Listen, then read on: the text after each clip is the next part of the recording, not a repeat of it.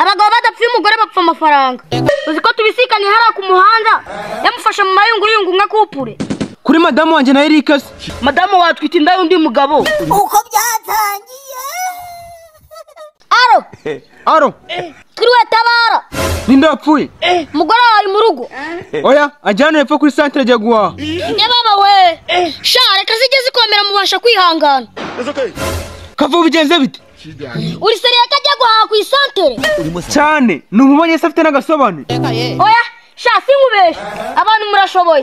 Nyine mbwira, ubundi se n'ibicubonye. Mubonye ari kumwe na Eri kumwe w'umukanishi. Urabavanye mu rugo, hari utunagiye kumuniriza. Naje kumutiza. Ubu sawa bacurikiye simabonye. Sha mwana wikabye ibintu. Erega Eric ne mushuti wanje. Ngo mushuti.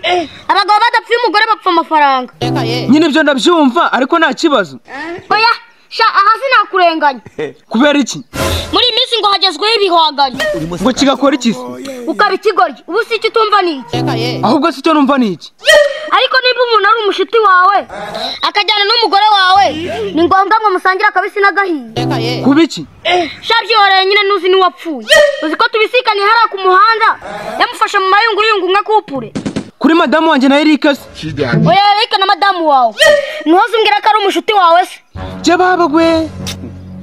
Kavu oya murabesha. Nimba nkubesha umufatana icupa rya Heineken. Ariko ubwo wumva nazindiwe no kuguteranya n'umugore wawe. None se wabonye uri wenyine mwana? Ahubwo se dusiba kubabona. Amagara Salisa nibajya baruhukira muri ya marogi yiwabo. Reka nze mpamagare numve niba ari byo.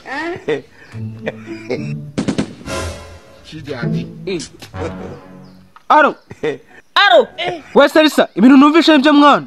Madamu watwita inda y'undi mugabo. Wa ntago ari ibyo, ahubwo sinajya nkubaza. Umbaza iki? Ibya Eric na madamu. Utambira kujya kubashwanisha. Wowe se ufite mize nyungu. Hanyuma seminari varuza inangiro.